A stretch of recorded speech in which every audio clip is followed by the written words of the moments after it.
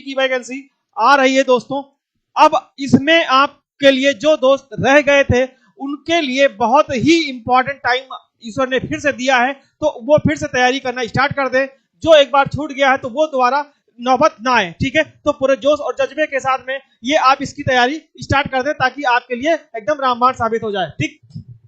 चलिए अब और आरआरबी एनटीपीसी जो जुलाई में 2 जून मतलब जून जुलाई में होने का प्रस्तावित डेट है, तो वो आपके लिए 30 क्वेश्चन है, 30 क्वेश्चन आते हैं, उसमें से 30 में 30 लाने का लक्ष्य रखा गया, इसलिए प्रैक्टिस स्टार्ट की गई है। चलिए तो एक मोटिवेशन कोड के साथ में स्टार्ट करेंगे। हौसला होना चाहिए, बस जिंदगी तो कहीं से भी शुरू हो सकती है। ऐसा नहीं है जैसे मान लो कि यूपीपी में अभी रह गए छात्र, तो क्या उनके लिए समय नहीं है। आप फिर से मेहनत करना स्टार्ट करिए और हो सकता है कि अब उससे बेहतर रैंक लेकर के आप आए और आपका सिलेक्शन हो जाए, ठीक है। तो चाहे एग्जाम कोई भी हो, आपको प्रैक्टिस दिमाग में एकदम बना के रखनी है कि कौन सा क्वेश्चन किस तरीके से आ रहा है। अगर उसका तरीका आपको पता चल गया, कौन सा क्वेश्चन छोड़ने लायक है। बहुत सारे क्वेश्चन ऐसे भी होते हैं, एक आध क्वेश्चन होता है जिसमें प्रॉब्लम आ जाती है कि इसका क्या होगा, ठीक है, नहीं समझ में आता।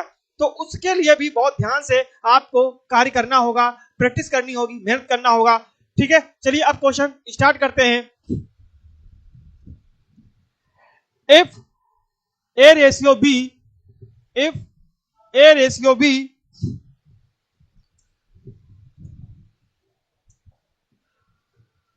if A ratio B 2:3 है, B रेशियो C 5:6 है और C रेशियो D जो है 8:9 है, तो A और D का आपसे पूछा गया है। तो आप क्या करेंगे, इसमें से आप ध्यान रखिएगा, एक ट्रिक भी बताऊंगा ताकि आप आराम से सॉल्व कर सके। तो A ratio B, B ratio C और C रेशियो D आप ऐसे लिख लीजिए, आप ऐसे लिख लीजिए। तो आप क्या करेंगे, जैसे A रेशियो B है तो A रेशियो B आपको दिया है 2:3 और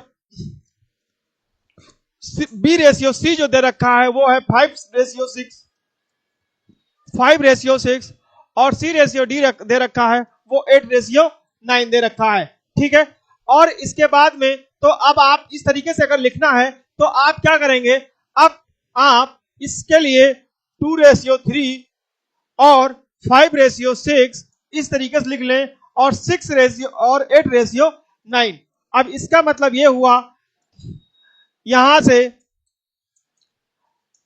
आप क्या करेंगे, इसमें से आप इसके आगे जो भी है वो आप सेम रिपीट कर लीजिए। तो 3 है तो 3 भी लिख दीजिए, 3 लिख दीजिए। कहां से, A, B, C और D एक साथ करने के लिए, ठीक है। तो इस तरीके से आप लगाएंगे और यहां से 6 है तो यहां 6 कर लीजिए, यहां 8 है तो ये 8 2 बार कर लीजिए, यहां 5 है तो 5 कर लीजिए। तो ये आपका हो जाएगा, ये आपका हो जाएगा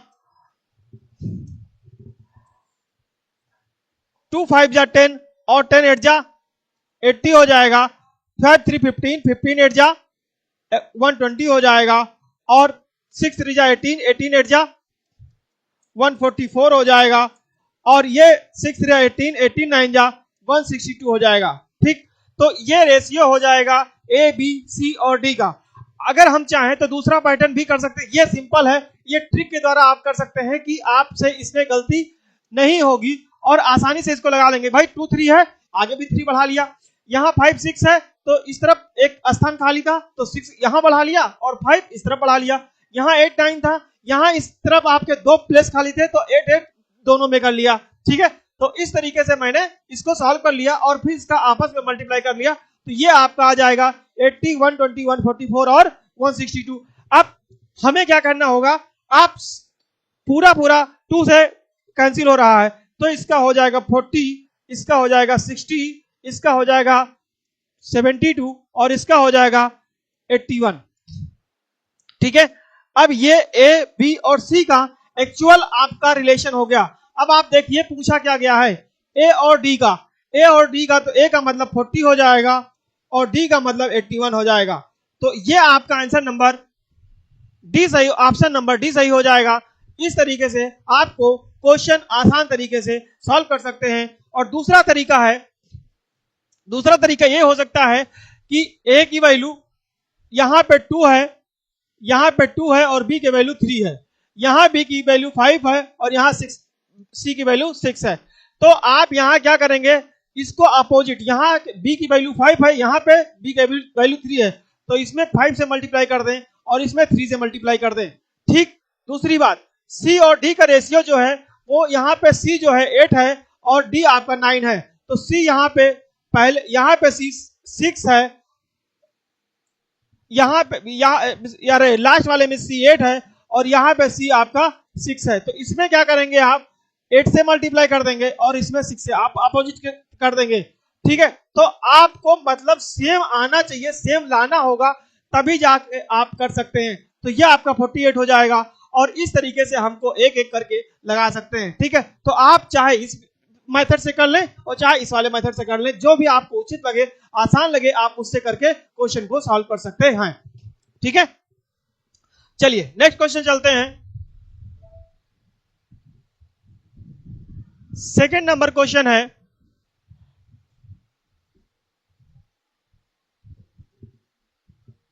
सेकंड नंबर क्वेश्चन है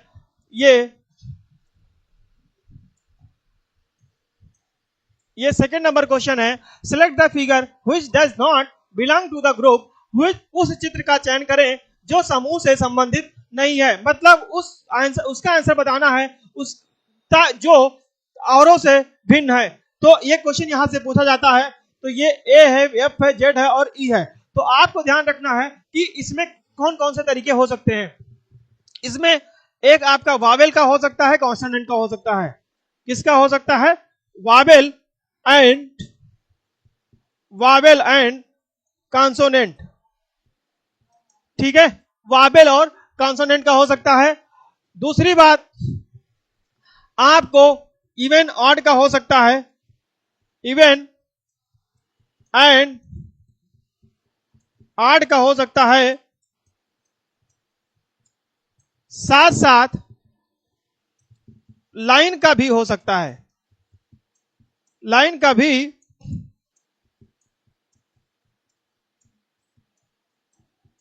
हो सकता है। तो इस तरीके से आप क्या करेंगे, यहां से अब देखो ये ए है, वावेल है, ये भी वावेल है, दो वावेल दो कॉन्सोनेंट। ठीक है, तो इसका मतलब 3 अगर वावेल होते, एक कॉन्सोनेंट होता, तो हम आंसर लगा सकते थे, लेकिन दो हैं तो इसमें आप नहीं लगा सकते। कोई और तरीका, यहां पे फर्स्ट लेटर है, यहां पे लास्ट लेटर है, यहां से कोई मतलब इसका नहीं मिल रहा है, तो आप क्या करेंगे, लाइन का देख ले। तो यहां पे 1 2 3 लाइन, 1 2 3 लाइन, 1 2 3 लाइन, 1 2 3 4 लाइन। तो ये जो 4 लाइन आया है ई में, तो ऑप्शन नंबर आपका पहला सही हो जाएगा जो चौथे नंबर पे है। ठीक है, यानी कि अब मैंने बताया था लाइन का भी हो सकता है, तो लाइन वाला क्वेश्चन इसमें आ गया। ठीक है, ये उम्मीद करता हूं कि क्वेश्चन आपको समझ में आया होगा। बहुत सारे छात्र ये जब आरआरबी एनटीपीसी में आया था तो ये गलत किए थे। रीजन क्या था, वो वावेल और कॉन्सोनेंट का पता लगा रहे थे, लेकिन यहाँ पे लाइन का डिफरेंस था। इसलिए आपके एग्जाम के पॉइंट ऑफ व्यू से जो क्वेश्चन कराए जा रहे हैं वो आप लग कर करिए और समझिए, ताकि आपके नेक्स्ट एग्जाम में आप बेहतर कर सके। ठीक है, चलिए नेक्स्ट क्वेश्चन चलते हैं। थर्ड नंबर क्वेश्चन है, थर्ड नंबर क्वेश्चन है, आपसे कहा गया है the given diagram set is the universal set and set L, M and N represent the student studying the history, geography and languages respectively. What is the total number of the student studying history and geography but not languages? अब इसमें यह कहा गया है कि दिए गए चित्र में सेट U सर्वव्यापी समुच्चय है, यानी कि ये U है। तो ये इसको थोड़ा सा छोटा कर लेते हैं। हाँ बस, ये U जो है सर्वव्यापी समुच्चय है। ठीक है, अब इसके साथ कहा है तथा समुच्चय L, M and N, यानी कि ये U है, ये आपका ये L है, ये आपका U है, ये L है और ये आपका मतलब U जो है टोटल समुच्चय है, सभी का है। ये आपका M है लिखा है और ये आपका N है और ये आपका L है। अब कहा गया है कि LMN क्रमशः इतिहास, भूगोल और भाषा। तो इसका मतलब जो M वाला पार्ट है वो आपका हिस्ट्री में जाएगा, यानी कि इतिहास में। N का जो है वो भूगोल में जाएगा, भूगोल में जाएगा। और जो LMN, ये आपका L जो है L इतिहास हो जाएगा, M भूगोल हो जाएगा और N आपका लैंग्वेजेस हो जाएगा, यानी कि भाषा का।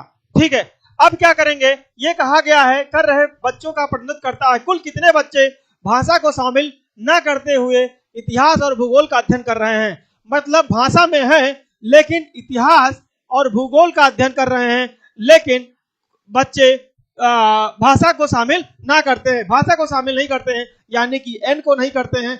ये बात आपको बहुत ध्यान से समझनी है कि N को नहीं करते हैं तो N का पार्ट आपका ये है। तो आप इसको क्या करेंगे, आप इसको कट कर देंगे, आप इसको क्या करेंगे, कट कर देंगे। इसके बाद क्या बचा आपके पास, इतिहास और भूगोल बचा। और ये आपका इतिहास है, ये आपका भूगोल है। तो इसमें ऐसा कौन सा नंबर है जो कॉमन है? तो ये वाला नंबर यानी कि 5, ये आपका कॉमन है, तो आंसर नंबर आपका ए हो जाएगा 5। ठीक है, तो इस तरीके से आप क्वेश्चन नंबर 3 का आंसर नंबर ए यानी कि फर्स्ट ऑप्शन हो जाएगा। ठीक है, उम्मीद करता हूं कि आप ये क्वेश्चन समझ में जरूर आया होगा। चलिए नेक्स्ट क्वेश्चन पे ध्यान देते हैं। क्वेश्चन नंबर आपका 4 है। In the given diagram the triangles represent the set of pupils who passes a car, the square represent the set of the pupils who passes the house and the circle represent the set of pupils who passes gold। इस तरीके से आप question को देखिए। दिए गए त्रिकोण, दिए गए चित्र में त्रिकोण उन लोगों का प्रतिनिधित्व करता है जिनके पास मोटर कार है, वर्ग उन लोगों का प्रतिनिधित्व करता है जिनके पास घर है। यानी कि आप क्या करेंगे, जो ट्रायंगल है यहाँ पे, ट्रायंगल किसका करता है, जिसके पास मोटर कार है। तो मैंने यहां लिख लिया मोटर कार, मैंने लिख लिया मोटर कार। अब इसके बाद कहा गया है जिनके वर्ग, यानी कि ये वाला पार्ट, तो वर्ग मैं बना दे रहा हूं। वर्ग किसको रिप्रेजेंट कर रहा है, जिनके पास घर है। ठीक है, जिनके पास घर है। और वृत्त उन लोगों का प्रतिनिधित्व कर रहा है जिसके पास स्वर्ण है, यानी कि जो सर्किल है वो जिसके पास स्वर्ण है उसका प्रतिनिधित्व कर रहा है। ये हो गया क्वेश्चन का तरीका कि हम इसको पहले समझ लेंगे कि क्या दिया गया है। इसको मतलब इसके बाद में आपसे पूछा क्या गया है कि उन लोगों का प्रतिनिधित्व करता है जिनके पास, ये तो ये हो गया। फिर आपसे पूछा क्या गया है, पूछा गया है इसमें से क्वेश्चन कट के आया है इस पे। ठीक है, क्वेश्चन कट के आया है। एक मिनट में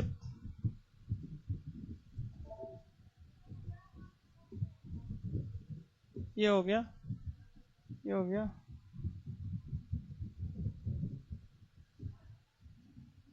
ये उसका जो है ये ऑप्शन यहां पे दिया है। ठीक है, ये नेक्स्ट पार्ट में नहीं है, वो उसका क्वेश्चन ये था कि जिन लोगों के पास घर, देखिए वो जो क्वेश्चन था उसमें मैं आपको ये देख लीजिए, जिन लोगों के पास घर और स्वर्ण है परंतु मोटर कार नहीं है, तो घर और स्वर्ण है परंतु मोटर कार नहीं है। तो अभी मैंने बताया था मोटर कार के लिए। अब आप क्वेश्चन को देख लीजिए, मोटर कार को देख लीजिए। तो ये आपके पास मोटर कार ट्रायंगल था, ये आपका हो जाएगा 5th, क्योंकि ये आपका मोटर कार नहीं है। जो 5th नंबर है वो आपका क्या है, मोटर कार नहीं है।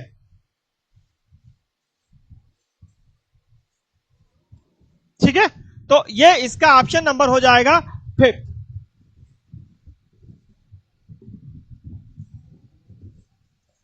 ये हो जाएगा 5th नंबर। ठीक है, तो इसमें मैं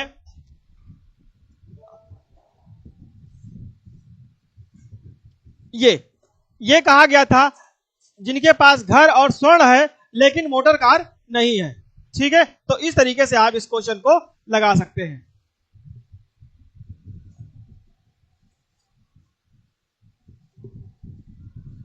हट जाइए भाई, ये आपका ऑप्शन हो जाएगा फिफ्थ।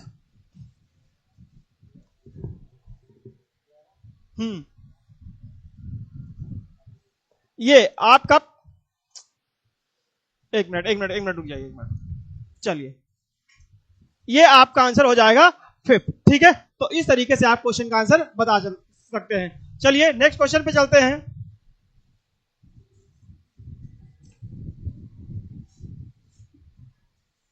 अगला क्वेश्चन है, दिए गए शब्दों को अर्थपूर्ण अनुक्रम में व्यवस्थित कीजिए। दिए गए शब्दों को अर्थपूर्ण अनुक्रम में व्यवस्थित कीजिए और उपयुक्त अनुक्रम वाले संख्या के विकल्पों को चुनिए। लोकेलिटी, मोहल्ला, स्टेट यानी राज्य, सदस्य, गांव, देश और परिवार। अब आपको करना क्या है, हमको एक अनुक्रम में लगाना है कि इसका क्या होगा और क्या नहीं होगा। चलिए आइए देखते हैं दोस्तों। आप पहले क्या हो सकते हैं, पहले कहीं ना कहीं घर परिवार के एक सदस्य होंगे, तो सदस्य में आपका नंबर 3 हो जाएगा, तो पहला नंबर हो जाएगा 3, और 3 में ऑप्शन है, सेकंड में नहीं है, इसको एलिमिनेट कर देंगे। सदस्य अगर हैं, सदस्य के बाद आपका क्या आएगा, परिवार नंबर है 6, तो 3 के बाद आएगा 6, और उसके बाद अगर सदस्य हो गया, परिवार हो गया, अगर सदस्य और परिवार के बाद आपका क्या बनेगा, मोहल्ला। ठीक है, मोहल्ला का मतलब अपने एक लोकल में जिसमें 2-4 घर होते हैं, तो वो आपका हो जाएगा फोर्थ नंबर, नहीं फर्स्ट नंबर क्या हो जाएगा, फर्स्ट नंबर हो जाएगा, और 361 पहले में आ रहा है। अब इसके बाद गांव आएगा, गांव आपका फोर्थ नंबर पे है। फिर उसके बाद 2 यानी कि स्टेट आएगा, राज्य आएगा सेकंड नंबर, और लास्ट में आपका देश आएगा यानी कि फिफ्थ नंबर। तो 361 426 425, ठीक है, 425, तो ये आपका आंसर सही हो जाएगा, ऑप्शन नंबर ए। ठीक, तो उम्मीद करता हूं कि यह आपका आंसर और तरीका समझ में जरूर आया होगा। चलिए चलते हैं नेक्स्ट क्वेश्चन पे।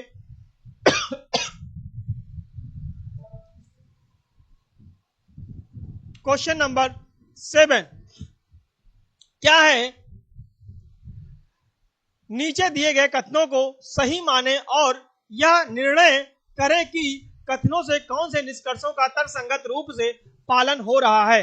ठीक है, तो ये आपसे सिलेक्शन क्वेश्चन है। सिलेक्शन क्वेश्चन बहुत ही इंपॉर्टेंट, और आपके एग्जाम में 1 से 2 क्वेश्चन जरूर पूछा जाता है, 1 से 2 क्वेश्चन जरूर पूछा जाता है। ठीक है, तो चलिए देखते हैं।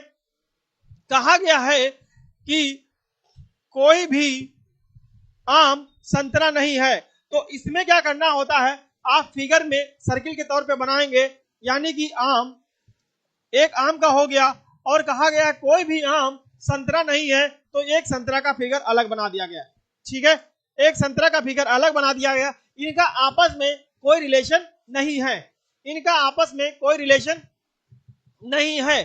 कोई भी संतरा सेब नहीं है, तो इसका मतलब यहां संतरा का एक सेब भी बना दिया, और इनका आपस में इससे भी कोई रिलेशन नहीं है। ये हो गया स्लैगिंग का तरीका कि किस तरीके से हमको क्वेश्चन को पहले लिखना है, फिगर को बनाना है, उसके बाद क्वेश्चन को आगे लगाएंगे। फिर आपसे कहा गया है कोई भी संतरा सेब नहीं है, लिख लिया कोई भी संतरा सेब नहीं है। फिर कहा गया है कुछ आम सेब हैं, तो इसका मतलब कहा गया है ये सेब आपको यहां बढ़ा लो, तो ये आपका आ जाएगा कुछ आम सेब हैं। ठीक है, अब क्या करेंगे, निष्कर्ष का मतलब कंक्लूजन आपसे कहा गया है कि कोई भी सेब आम नहीं है, तो ये ऑप्शन आपका गलत हो जाएगा, कैसे, क्योंकि कोई भी आम सेब नहीं है, और यहाँ पे रिलेशन निष्कर्ष में मतलब कथन में दिया गया है कि हाँ है, तो हम ये ऑप्शन आपका गलत कर देंगे, पहला ये नहीं होगा। ठीक है, चलिए नेक्स्ट चलते हैं। कोई भी सेब संतरा नहीं है, तो भैया ये कहा है कोई संतरा सेब नहीं है, तो कोई सेब भी संतरा नहीं होगा, इसका मतलब ऑप्शन नंबर सेकंड सही होगा। आगे चलते हैं। कुछ संतरे आम है, तो संतरे आम है ऐसा कहा गया है लेकिन रिलेशन में नहीं है, तो इसका मतलब ए भी नहीं होगा। फिर आगे कहा गया है सभी सेब आम हैं, तो सभी सेब आम नहीं हो सकते क्योंकि कुछ ही हैं, तो सभी नहीं हो सकते। आपका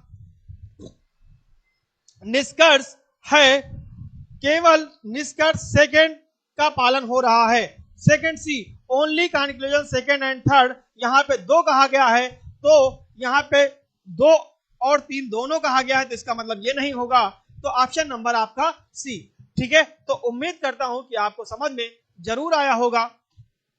चलिए नेक्स्ट क्वेश्चन पे चलते हैं। और इससे पहले अगर आप चाहे यूपीपी की तैयारी कर रहे हो, चाहे बीपीएससी की कर रहे हो, चाहे आपका सीयूटी का कर रहे हो, तो आप इस टॉपिक को आराम से देखिए। और अगर आपको कुछ नहीं समझ में आता है तो आप कमेंट में जरूर कमेंट करिए, क्योंकि आपके एग्जाम के पॉइंट ऑफ व्यू से बहुत ही रामबाण साबित होगा ये टॉपिक। ठीक है, टॉपिक नहीं, ये प्रैक्टिस है। ठीक है, चलिए नेक्स्ट चलते हैं। क्वेश्चन नंबर 8 है, कहा गया है दिए गए कथनों को सही मानिए और निर्णय कीजिए कि कौन से निष्कर्ष कथनों का तार्किक रूप से अनुसरण करता है। कथन क्या है? Some carpenter are plumber, some plumber are daily wages labour. यानी कि ये जो क्वेश्चन है ये भी आपका सिलोगिज्म का है। ठीक है, तो इसका फिगर बना लेते हैं। क्या करेंगे? सम कारपेंटर, कारपेंटर का मतलब सी लिख लो आप। ठीक, और सम का मतलब फिगर ऐसे बनेगा। क्या है? सम कारपेंटर आर प्लम्बर, तो कुछ कारपेंटर ऐसे हैं जो प्लम्बर हैं। उसके बाद आपसे कहा गया है कि some plumber are daily wages labour, कुछ प्लम्बर दिहाड़ी मजदूर हैं। तो ये जो है कुछ हैं तो प्लम्बर दिहाड़ी मजदूर हैं, यानी कि WL का मतलब वेजेस लेबर है कुछ। फिर उसके बाद में आपका क्या है? ये आपका हो गया कथन। अब कंक्लूजन क्या कहा गया है? कंक्लूजन में आया है सम प्लम्बर्स आर कारपेंटर, तो सम प्लम्बर्स आर कारपेंटर है। तो जब कुछ कारपेंटर प्लम्बर हैं तो कुछ प्लम्बर कारपेंटर भी होंगे। इस बात को ध्यान रखिएगा, यानी कि जो पहला ऑप्शन होगा वो आपका सही होगा। ठीक, अभी ये नहीं है कि पहला आंसर ही हो गया, नहीं, पहला ऑप्शन सही जरूर होगा। अब आगे क्वेश्चन देखते हैं। आगे है some daily wages labour are plumber, some wages labour are plumber, यानी कि जब कुछ प्लम्बर्स वेजेस लेबर हैं तो कुछ वेजेस लेबर भी प्लम्बर होंगे, यानी कि ऑप्शन नंबर सेकंड भी सही होगा। तो according to option first and second दोनों अनुसरण करते हैं, both first and second follow. ठीक है, यानी कि आपका दोनों क्वेश्चन सही हो जाएंगे, दोनों ऑप्शन सही होंगे, निष्कर्ष। ठीक है, चलिए नेक्स्ट क्वेश्चन पे चलते हैं।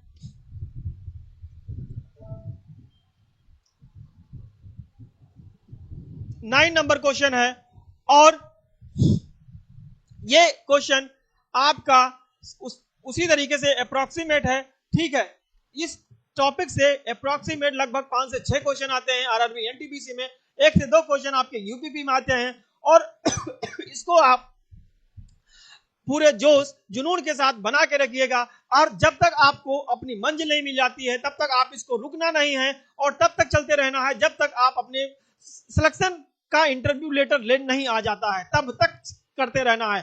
ठीक है, चाहे एग्जाम आपके पास लगभग 4 से 5 एग्जाम अभी रिसेंटली होने वाले हैं, मई से लेकर जुलाई के बीच में। और एक और न्यूज मैं अभी या तो वीडियो बना दूंगा या बता दे रहा हूं कि राजस्थान से 4th क्लास की वैकेंसी आई हुई है और यूपीपी में उत्तर प्रदेश पुलिस की भी वैकेंसी आ गई है। तो आप लोग अपने जोश जज्बे के साथ मतलब लगातार लगे रहिए, ताकि आप एग्जाम के जब भी हो तो आप वहां पे फोड़ के आए, ताकि आप मतलब अच्छा एग्जाम करके आए। ठीक, चलिए कहा गया है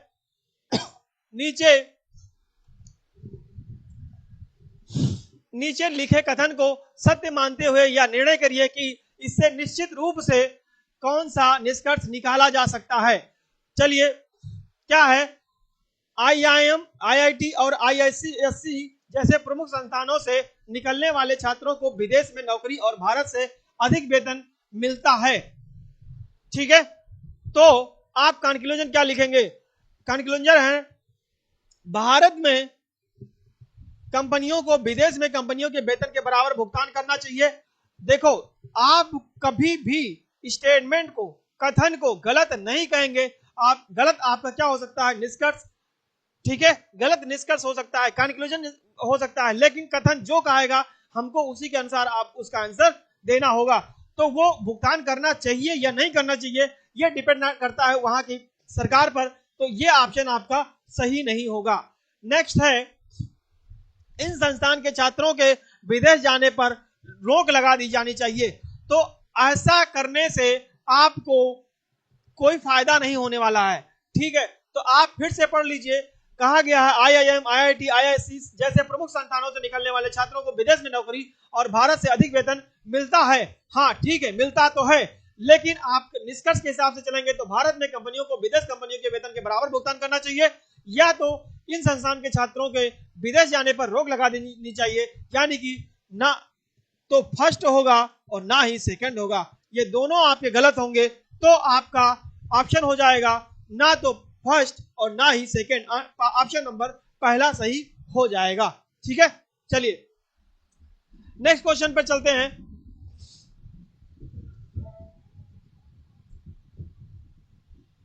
10 नंबर क्वेश्चन, ये आपसे कहा गया है decide which of the conclusion logically follow from the informations given in the statement. Statement: politicians marry only beautiful girls. X is the beautiful.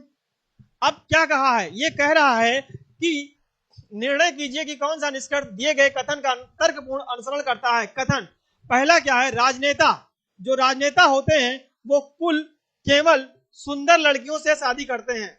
जो राजनेता होते हैं वो केवल सुंदर लड़कियों से शादी करते हैं, ऐसा स्टेटमेंट में कहा गया है। तो निष्कर्ष क्या है कि एक्स राजनेता से शादी करेगी। हाँ बिल्कुल करेगी। क्यों? क्योंकि जब राजनेता सुंदर लड़की से शादी करती हैं और लड़की जो सुंदर है तो उससे शादी करेगी, यानी कि पहला ऑप्शन आपका सही हो जाएगा। नेक्स्ट चलते हैं, राजनेता से शादी नहीं करेगी, तो ये आपका गलत हो जाएगा, क्योंकि ऑप्शन में आपसे कहा गया है कि राजनेता जो भी है वो सिर्फ और सिर्फ केवल सुंदर लड़की से करता है, तो जो सुंदर लड़की नहीं होगी तो उससे नहीं करेगा। इसका मतलब आपका पहला ऑप्शन सही हो जाएगा। ओनली कंक्लूजन फर्स्ट फॉलो, केवल निष्कर्ष अनुसरण करता है कौन सा? फर्स्ट। ठीक है, चलिए नेक्स्ट क्वेश्चन चलते हैं। 11 नंबर क्वेश्चन कह रहा है कि दिए गए वक्तव्य पर विचार करें और तय करें कि दी गई मान्यताओं में से कौन सी निहित है। वक्तव्य: शिक्षक छात्र को बताता है यदि आप अपना होमवर्क पूरा नहीं करोगे तो आपको कक्षा में आने की अनुमति नहीं दी जाएगी। ऐसा जो है कथन यानी कि वक्तव्य बोला गया है अध्यापक के द्वारा, शिक्षक के द्वारा। क्या बताता है? यदि आप अपना होमवर्क नहीं करोगे तो आपको कक्षा में आने की अनुमति नहीं दी जाएगी। अब मान्यता क्या है? अनुशासन शिक्षण को प्रभावी बनाने का एक तरीका है। ठीक है, हो सकता है कि अगर आप उसको पनिशमेंट देने के लिए कहेंगे तो वो जो शिक्षा है वो प्रभावी बनाने का एक तरीका हो सकता है। शिक्षक खुश होंगे कि कक्षा में ऐसा कोई छात्र नहीं है जो अपने कार्य को समय पर नहीं करता है। ठीक है, तो इसका एकदम एग्जैक्ट ये नहीं हो पाएगा। आप पहला मान सकते हैं, अनुशासन शिक्षण को प्रभावी बनाने का एक तरीका हो सकता है। ठीक है, एक तरीका हो सकता है। चलिए नेक्स्ट क्वेश्चन ध्यान देते हैं। 12 नंबर क्वेश्चन हो जाएगा।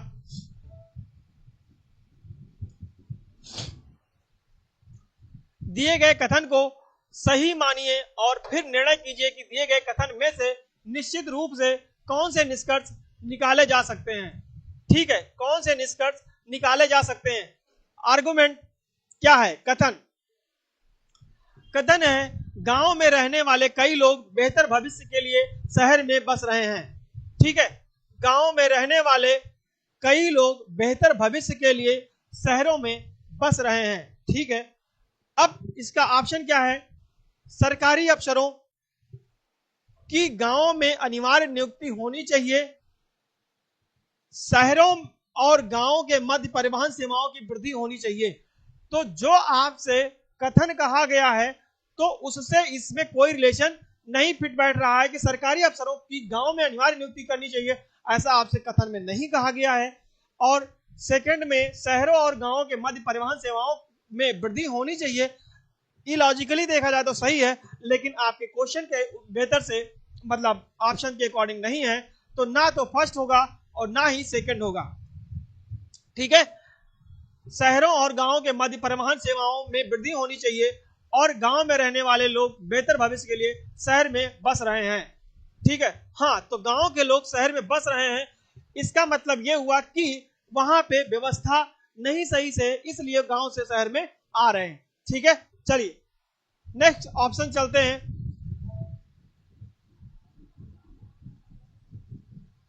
13 नंबर क्वेश्चन। 13 नंबर क्वेश्चन आपसे क्या बोल रहा है कि दिए गए कथन पर विचार करें, दिए गए कथन पर विचार करें और तय करें कि दिए गए अनुमानों में से कौन से कथन में अंतर्निहित है। कथन: अध्यापकों को कार्यशाला में भाग लेना चाहिए, अध्यापकों को कार्यशाला में भाग लेना चाहिए, कार्यशाला अध्यापकों के ज्ञान को सामयिक बनाती है। ठीक है, कार्यशालाएं समय बर्बाद करती हैं, ये तो बिल्कुल नहीं हो सकता है, समय नहीं बर्बाद करती हैं। ठीक है, तो आपसे क्या पूछा क्या गया है, आपसे पूछा गया है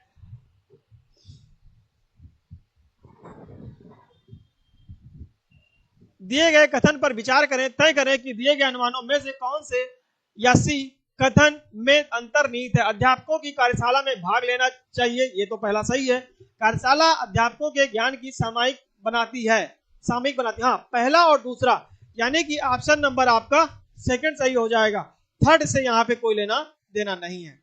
ठीक है, समय बर्बाद नहीं करती है। चलिए नेक्स्ट क्वेश्चन चलते हैं।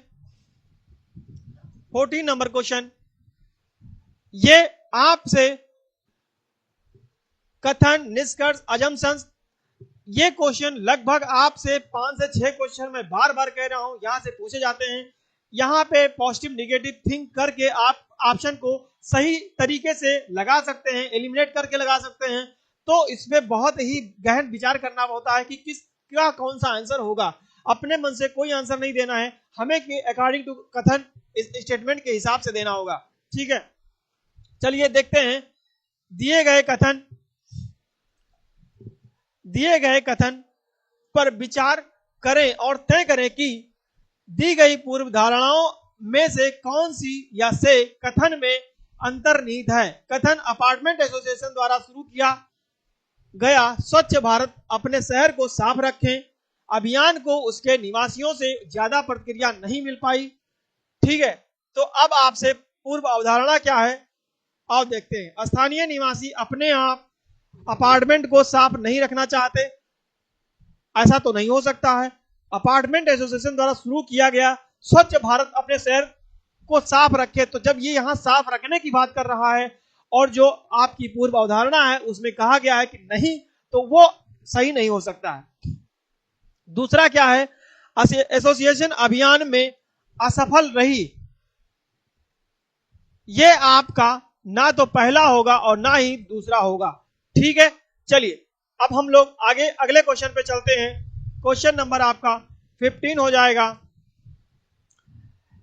निम्नलिखित वाक्य पर ध्यान दें और निर्णय लें कि निम्नलिखित में से विवादों में से कौन सा विवाद सशक्त है। वाक्य: क्या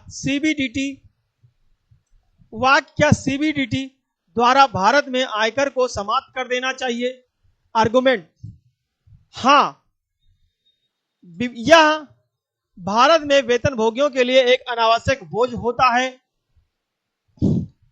चलिए देखते हैं नेक्स्ट। नहीं, यह भारत सरकार के लिए राजस्व का एक बेहतरीन स्रोत है।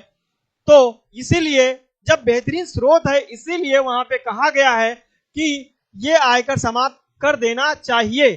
तो ये नहीं करना चाहिए क्योंकि ये राजस्व के लिए एक बेहतरीन तरीका होता है। अगर आयकर को समाप्त कर दोगे तो जो भारत सरकार या गवर्नमेंट यूपी सरकार की है, तो वो वहां पे राजस्व इकट्ठा सही से नहीं हो पाएगा। ठीक है, तो इससे राज्य सरकार को बहुत अच्छी इनकम प्राप्त होती है। तो ऑप्शन नंबर आपका हो जाएगा डी। ठीक है, तो उम्मीद करता हूं ये क्वेश्चन आपका समझ में जरूर आया होगा। चलिए नेक्स्ट क्वेश्चन ध्यान देते हैं। 16 नंबर क्वेश्चन।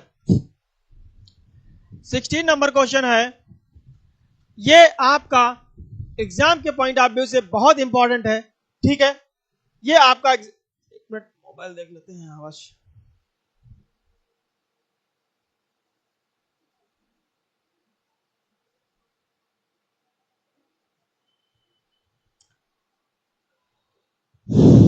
चलिए, ये आपका पहला है, one term in the following number series is wrong. बताना है कौन सी इस सीरीज में जो दिया गया है वो रॉन्ग है। नीचे दिए गए संख्या श्रृंखला में एक पद गलत है, गलत पद की पहचान करें। ठीक है, अब लिखा है 1097, 368, 125, 44, 16, 8, 5, इसमें से कोई गलत है। ठीक है, आप क्या करेंगे, यहां से एक चीज हमेशा ध्यान रखना होगा कि ये सब बहुत बड़ी संख्या है।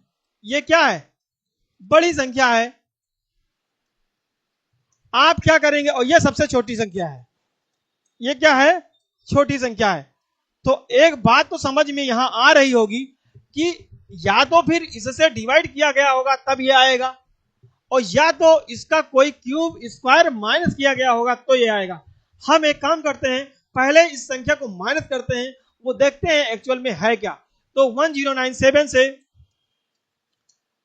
आप 368 माइनस करेंगे, 368 माइनस करेंगे तो ये 17 से 8 जाएगा, 9 हो जाएगा, और 8 से 6 जाएगा, 2 हो जाएगा, ये 9 से 3 जाएगा तो आपका हो जाएगा, सॉरी 10 से 3 जाएगा तो 729 हो जाएगा। ठीक है, तो आप यहां से यहां तक जाने के लिए 729। ठीक, अब 368 से आप क्या करेंगे, 368 है और ये आपका ऑप्शन दिया है 125, तो आप 125 माइनस कर लीजिए। 125 माइनस करेंगे तो यहां पे आएगा 3, यहां पे आएगा 4 और यहां पे आएगा 2, 243। तो आपको 368 से 125 तक पहुंचने के लिए आपको -243 करना होगा। ठीक, अब ये क्या चल रहा है, ये बहुत इंपॉर्टेंट पार्ट होगा। 125 से 44, तो 125 से 44 करेंगे तो फिर से यहां कर लेंगे, तो 125 से 44 करेंगे तो आपका 1 हो जाएगा, और 12 से 4 जाएगा तो 8 हो जाएगा, यानी 81 हो जाएगा। तो एक बात तो समझ में यहां पे आ रही है, क्या आ रही है, आप क्या करेंगे, ये आपका 9 का क्यूब है, यानी कि 3 का पावर 6 है। 729 को आप 3 की पावर 6 लिख सकते हैं, तो ये माइनस किया गया है। ठीक, यहां पे 3 की पावर -5 है। ठीक, और यहां पे ये आपका जो 81 होता है वो 3 की पावर 4 होता है। तो इसका मतलब अब आपको यहां पे एक सीरीज मिल गई है। सीरीज क्या मिल गई है, 3 की पावर 6 माइनस 3 की पावर 5 माइनस 3 की पावर 4। तो अगला होगा तो 3 की पावर 3 होगा, तो जब 3 की पावर 3 बनाएगा तो ये बनाएगा 27। अब आप 44 से 27 को माइनस कर लीजिए, तो 44 माइनस 27, तो ये आपका हो जाएगा 14 माइनस 7 7, ये 3 117, और यहाँ पे आंसर नंबर है 16, तो यह होना चाहिए क्या 17, और यही आपका है रॉन्ग। ठीक है, तो इस तरीके से हम क्वेश्चन के ऑप्शन को एलिमिनेट कर सकते हैं और आंसर नंबर बी हो जाएगा 16।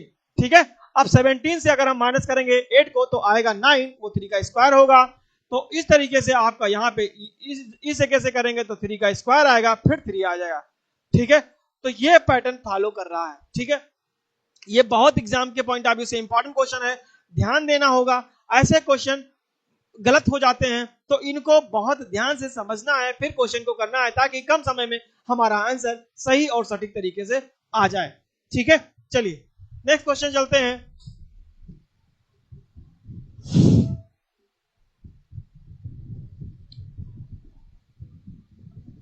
ये आपका है, प्रश्न चिन्ह की जगह सही आकृति चुने, क्या है, समस्या चित्र की। ये आप देखिए ट्रायंगल है, ट्रायंगल के अंदर सर्किल है। अब यहां पे जो आगे बनाया गया है वो ट्रायंगल जिसमें है ट्रायंगल को एक और पार्ट बढ़ा दिया जाता है, क्वाड्रिलेटरल कर दिया जाता है। तो जब क्वाड्रिलेटरल कर दिया जाता है, बाकी अपोजिट है, ये वाला पार्ट यहाँ डार्क कर दिया गया, ये वाला सेम है। यही चीज हमको आगे अप्लाई करनी है। तो ये किसमें है? ये स्क्वायर में है। ये किसमें है? स्क्वायर में है। तो जो इसका फिगर बनेगा वो पेंटागन बनेगा। पेंटागन का मतलब ऐसे इस तरीके से, ठीक है, इस तरीके से बनेगा, क्योंकि पेंटागन हो जाएगा। तो ये फिगर सिर्फ और सिर्फ आपका थर्ड वाले में है, यानी कि सी वाले में ये। तो आपका ऑप्शन नंबर हो जाएगा बी, ठीक है। इस तरीके से आपका यही हो जाएगा, बाकी कोई ऑप्शन मैच नहीं कर रहा है, ठीक है। ये उम्मीद करता हूं कि आपको समझ में जरूर आया होगा। चलिए नेक्स्ट क्वेश्चन चलते हैं। 18 नंबर क्वेश्चन है, इफ 2/, ए और बी का रेशियो जो दिया गया है वो 2:3 है, और 5b = 4c है, फिर 2c = 5d है। तो हमें बताना क्या है? b ratio c। b ratio c, अब आपसे क्या कहा गया है? देन b रेशियो c तो हो तो ए बी सी डी बताना है, ए बी सी डी बताना है। चलिए ठीक है, आओ देखते हैं। तो मैंने क्या कहा था? a/b = आपको दिया है 2:3 और 5b = दिया है 4c, तो b/c = हो जाएगा 4/3, ठीक है। अब 2c = d दे रखा है, तो 2c = 5d है। तो आप क्या करेंगे? c/d करेंगे तो 5/2 हो जाएगा, ठीक है। ये आपसे कोई 5b/c से कोई मतलब नहीं है। अब हमको क्या बनाना है? यहां पे देखा जाए a2 है, b3 है, यहां पे b4 है, यहां c3 है, यहां पे c5 है, यहां पे d2 है। तो आप क्या करेंगे? आप वैसे क्वेश्चन आप जरा एक बार लिख लीजिए, 2:3, ठीक है, फिर आपको 4:3, फिर उसके बाद में 5:2, ठीक। अब आप क्या करेंगे? आपको बस इतना ध्यान रखना है कि मैंने क्या बोला था, ये मैंने लिख लिया A B B C C D, ये मैंने लिख लिया। अब क्या करना है कि बी के आगे जितने नंबर खाली है सेम लेटर लिख दीजिए। 3 तो यहां पे भी 3 और यहां पे भी 3, यहां पे आगे 3, यहां पे भी 3, यहां लेफ्ट में जो है वो लिख दीजिए 4 है, 4 लिख दीजिए, यहां 5 है तो दोनों जगह 5 लिख दीजिए। ये आपका हो गया ए बी सी डी का रेशियो, क्योंकि मल्टीप्लाई यहां पे भी करनी पड़ती है और यहां पे भी करनी पड़ेगी। ये तुम्हारे लिए आसान हो सकता है, ये आपको थोड़ा हो सकता है डिफिकल्ट बन जाए, ठीक है। अब इनका आपस में क्या करेंगे? मल्टीप्लाई करेंगे, मल्टीप्लाई करेंगे। एक एक चीज मैं आपको लिख दे रहा हूं ताकि दिक्कत ना हो। मल्टीप्लाई करेंगे, ठीक है। अब मल्टीप्लाई करेंगे तो 3 4 जब कितना होता है? 12, 12 5 जा 60, ठीक। रेशियो आप 3 3 जा 9, 5 जा 45। फिर आपसे एक मिनट, एक तो रह गया, 4 2 जा 8, 8 5 जा 40, तो यानी कि ये 40 हो जाएगा। अब लास्ट में कर लीजिए 3 3 जा 9, 2 जा 18। तो ए बी सी डी का रेशियो जो आया वो 40 60 45 18 आया। कितना आया? 40 60 45 18 आया। अब क्या करेंगे आप? इसको कट सकता है? हाँ कट सकता है। नहीं कटेगा। ये 2 कट सकता है, 2 से ये भी कट सकता है, लेकिन ये नहीं कटेगा। ये 3 से कट जाएगा, ये नहीं कटेगा। तो जो आपका रेशियो आएगा वो सीधे सीधे आपसे 4 दूनी 8 पंचे 40, 4 तिया 12 पंचे 60, 3 त्रिका 9 पंचे 45, 3 त्रिका 9 दूनी 18। ये 40 60 45 18 आया है, और यहां पे आपका ऑप्शन मैच नहीं कर रहा है, ठीक है। यहां पे ऑप्शन इसका मैच नहीं कर रहा है। 2c = 5d। मैं जरा एक बार देख लेता हूं इसका।